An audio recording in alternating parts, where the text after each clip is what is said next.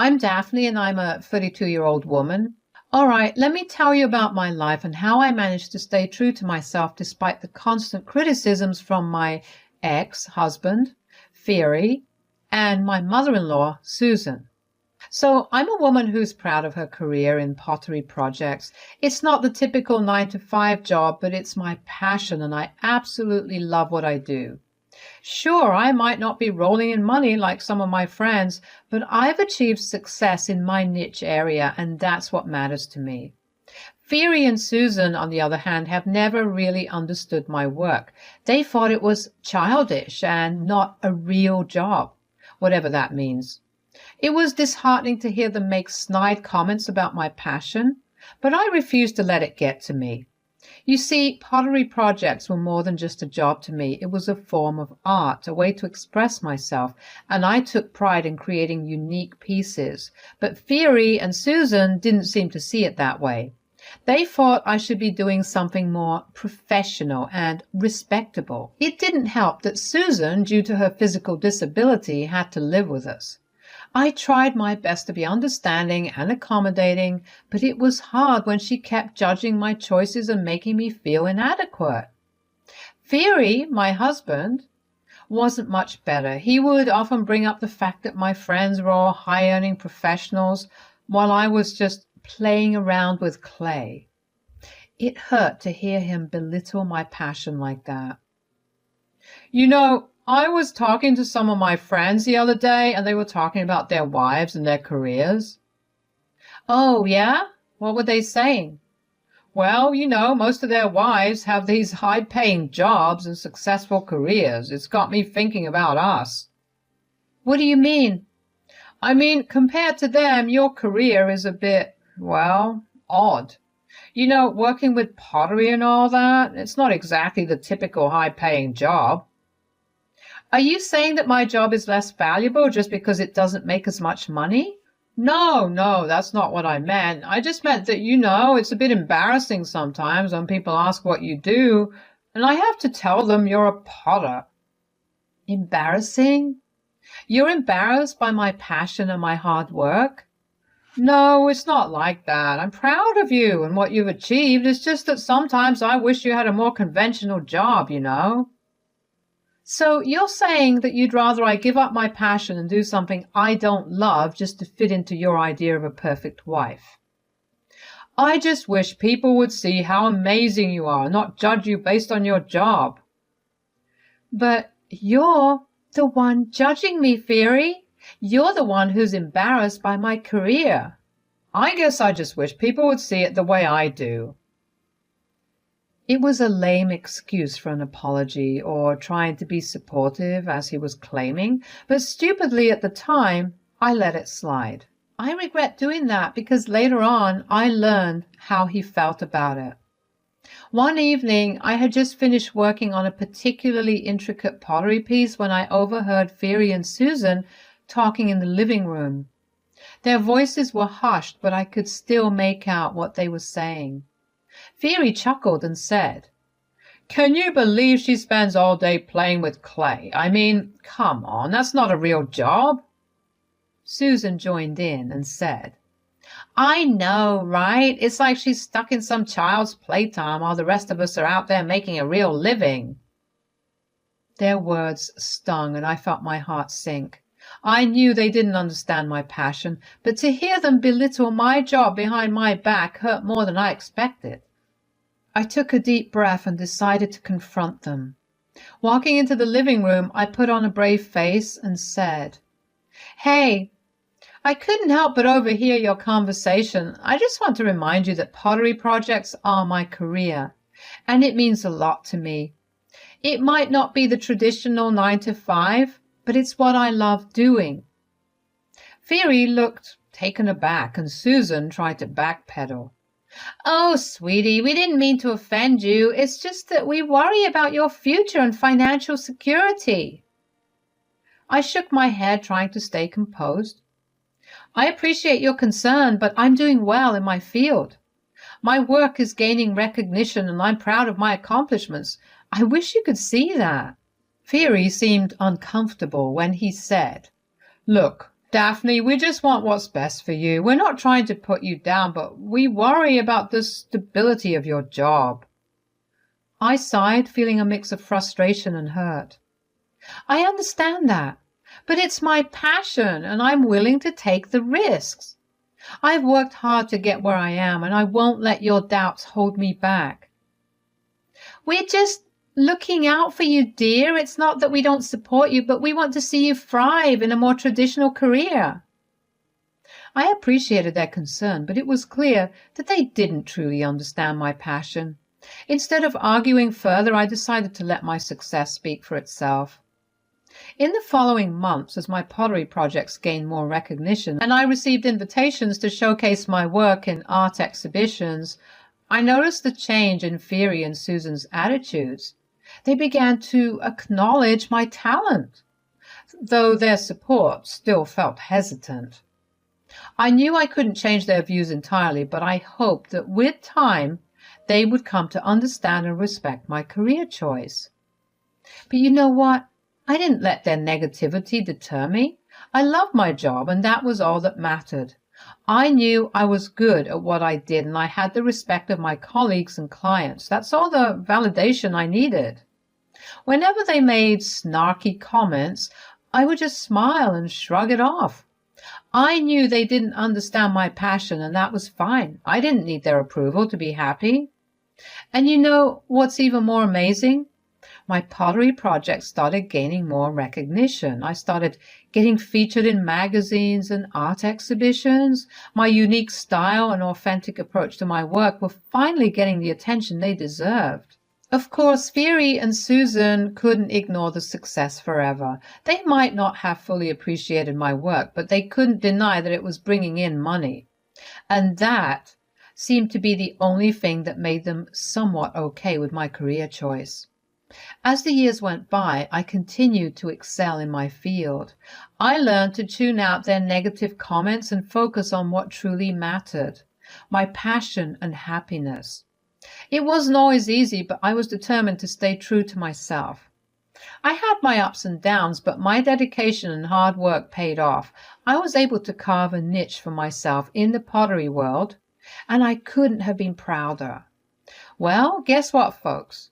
All of my hard work and dedication paid off. Oh man, let me tell you what happened next.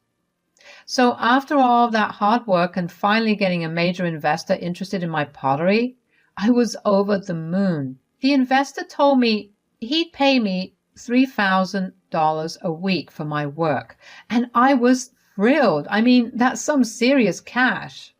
I couldn't wait to share the news with Fieri and Susan. I thought they'd be proud of me and finally see the value in what I do. So when I got home, I was practically bursting with excitement. But as soon as I mentioned the $3,000, they cut me off right away. Hey guys, you won't believe what happened today. I got a big break in my pottery career. I was telling you all about it, remember? Oh, right, that investor guy. What happened? Well, he said he'd pay me $3,000. $3,000? That can't be right. No, let me finish. He said he'd pay $3,000. $3,000 as a salary is a joke, Daphne. How ridiculous. No, it's not a joke. Pottery is my passion, and this investor sees the value in my art. It's a real opportunity for me, and besides, it's not what you're thinking. A real opportunity? Come on, Daphne. This is ridiculous. You need to be realistic. You'll never make it big with pottery. These two were getting on my nerves, trying to speak over me and diminish my accomplishments. For some reason, they just didn't want to hear me when I wanted to tell them that I'd be making $3,000 per week. They kept cutting me off. But now that I had ground their gears, I wanted to hear how they felt. They assumed it was my monthly or yearly salary or something, and boy, were they not impressed. They started shouting at me, telling me that my job was stupid and useless. Can you believe that? It was like a punch to the gut. It's not about making it big or being rich. I love what I do. And this offer means I can sustain myself doing what I'm passionate about. Sustain yourself? You're 32, Daphne. It's time to grow up and get a real job, not some childish pottery nonsense. It's not childish nonsense. Pottery is a legitimate career, and I've worked hard to get to where I am. Why can't you just support me? Because we know better, Daphne. You're wasting your time and talent on something that will never work out. You don't understand.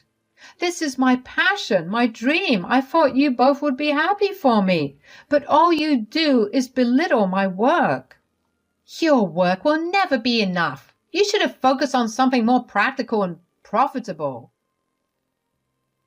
This is my life, and I won't let you two dictate what I should do. I'm proud of my career, and I won't let your negativity bring me down.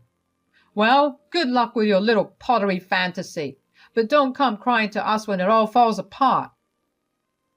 They went on about how they had to be honest about where our relationship stands now that I wasn't making the big bucks. I couldn't believe what I was hearing. All this time they never really appreciated the hard work I put in, or how much I loved what I did. I felt so unappreciated and hurt. It's not like I was trying to be rich or anything. I just wanted them to understand and support me, but instead they were just focused on the money and couldn't see the passion and fulfillment my work brought me. Then they said something that I would never forget. I couldn't believe what I was hearing. Phoebe and Susan were telling me that they didn't care about our relationship anymore because I might not make as much money as they expected. It was like they were putting a price tag on our marriage. Look, Daphne, we've been thinking about this for a while now. If you're not going to be making the money we thought, then there's no real reason for us to stay together. That's right. We can't be associated with someone who's going to be struggling financially. It's just not acceptable. To say I was shocked would be an understatement. Are you serious? You want a divorce just because of money? It's not just about money, but it's a big part of it. I mean, I've been wanting a divorce for a while, but I thought your income would at least make things easier for me financially. I can't believe you're doing this. I thought we had a real connection, a real relationship. Well, relationships change, Daphne, and if you can't provide the lifestyle we want, then there's no point in staying together. So it was all about money for you two? You never really cared about me, just what I could bring to the table? I mean, it's not the only factor, but it's a significant one. I can't believe I married someone who values money more than love and connection. I'm disgusted. Love doesn't pay the bills, Daphne. You'll understand that one day. Well, I'd rather have love and passion for my work than a marriage based on materialism and greed. Fine, have it your way. I'll file for divorce and we can all move on with our lives. Good riddance, Brokey.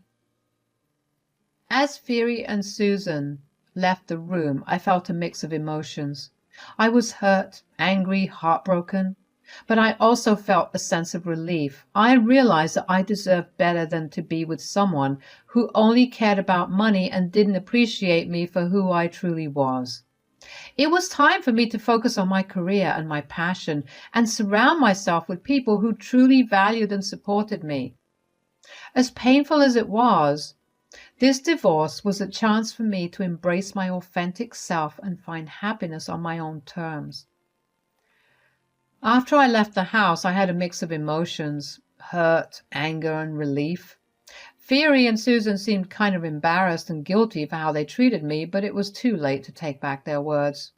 The damage was done, and I was ready to move on. I called up my lawyer friend right away to speed up the divorce process. I wanted to be free from Phoebe and his toxic mom ASAP. Luckily, we both agreed on a mutual divorce with no alimony involved. Phoebe and Susan were surprised and laughed, thinking I'd be homeless without their money, but I reassured them that I'd be just fine. So we all sat down in that lawyer's office ready to sign the divorce papers. Phoebe and Susan looked so darn pleased with themselves, like they were finally getting rid of the crazy me. Well, I wasn't going to let their smugness get to me, especially since I had a lovely surprise for them once I'd finished signing the papers. When I finished signing, they jumped for joy, saying they were free from my antics. Finally, we're done with all this stupid drama. Free at last. Oh, thank goodness, no more dealing with her and her weird pottery stuff. You know, you both seem really happy about this divorce. Well, wouldn't you be? Now we can move on with our lives without your eccentricities. Well, I guess the feeling is mutual. Oh, please don't try and act like you don't need us, especially now that you're broke. Oh, trust me, I'm more than happy to be rid of you two clowns. Clowns? How rude. Rude? Maybe, but I don't mind being rude to people who are beneath me. Beneath you? What? Are you stupid and deaf? Okay, enlighten us then. Well, for starters, I've got some pretty exciting news. You see, that night when I told you I'd be making $3,000, you didn't let me finish my sentence. I'll be making $3,000 per week. Fiery and Susan's jaws practically hit the floor. Their faces went pale as they realized the mistake they made. The kind of money I'd be making could afford me a whole new life and easily cover Susan's medical expenses. Talk about a mic drop moment. I couldn't help but savor the shock on their faces. It felt so darn good to turn the tables on them. I was finally free from their toxic attitudes and the constant belittling of my passion. Wait, $3,000 a week? Are you serious? Yep, dead serious. But we thought you were going to be poor without us. Yeah, you both seem to have a habit of underestimating me.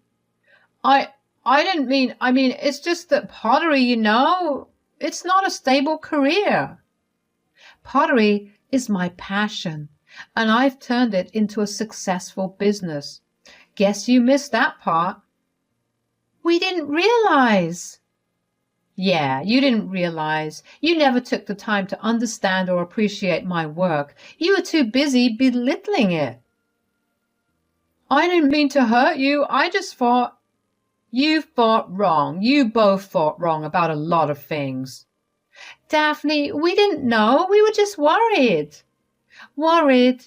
You were worried that your precious image would be tarnished by having a wife with a strange career. Well, guess what? You lost more than just a wife and a daughter-in-law today. Good luck paying all those medical bills without me. Daphne, Save it. It's too late now. I've moved on, and I'm happier without you both in my life. Both of you are pathetic. God damn it. Fiery and Susan exchanged glances, looking regretful for their actions, but I had already made up my mind. Even if I changed it, the divorce papers were already signed. That was the sweet part of this all. Both Fiery and Susan had to just accept the fact that they threw a good woman away. I stood up, ready to face my new life without them. Susan made a sad attempt at crying. I guess she was trying to gain sympathy. It was actually quite hilarious. That's when I couldn't help but laugh right in their faces, fascinated at how cruelty can lead to downright stupidity.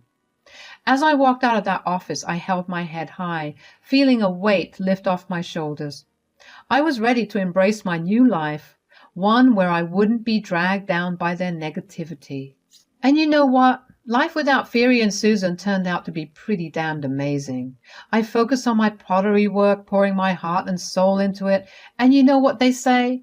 Do what you love and the money will follow. Well, it sure did for me. My pottery project started gaining traction and I started getting more and more clients. That $3,000 per week turned out to be just the beginning. I was earning even more than that, and I was damn proud of it.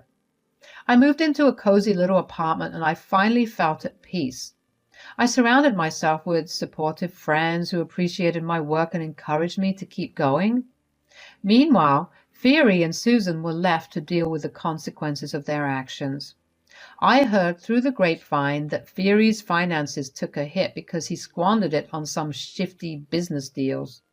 I guess he was trying to get rich quickly, and it didn't pay off. The sad part was that Susan was struggling with her medical bills. Part of me wanted to feel some satisfaction in their misfortune, but I realized that I had moved on from all that drama. I was too busy building my own happiness to waste any more energy on them. So the moral of the story is, don't judge a book by its cover.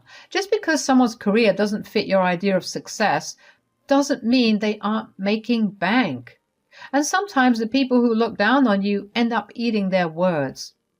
Life is too short to be weighed down by toxic people. Find your passion, embrace it, and surround yourself with those who uplift and support you. Trust me, it's a recipe for happiness and success.